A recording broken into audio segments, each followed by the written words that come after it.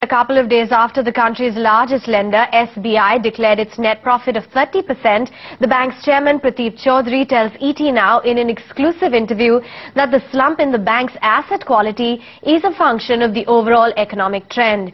But what's really got him worried is the slowdown in corporate credit demand. As a result, SBI might just look at cutting its base rate as early as next week. I think it's a function of the overall growth in the economy and the trends in the economy. So from first quarter to second quarter, we think we have been able to compress the net slippages from 8,000 to 4,000 crores.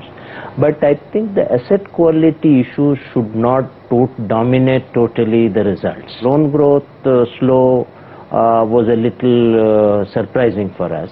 But we think the NIM going forward should stabilize at 3.80 and not slip below 3.75 on the domestic side. Again, on the credit growth front, how do you see the remainder of the year panning out for State Bank of India? The growth outlook looks very slow and modest. I think in the commercial lending sector, the pipeline is almost dry.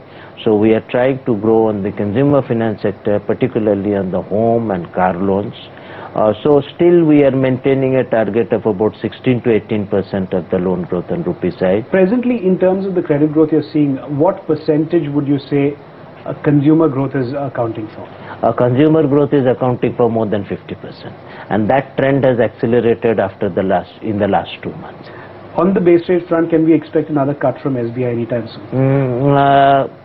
Possibly, but I would not preempt that because our asset liability committee would be meeting very soon and we have the October numbers of net interest margin. So we'll assess to what extent there is room for a cut. I can only say that the possibilities of cut are much higher than the possibilities of an increase.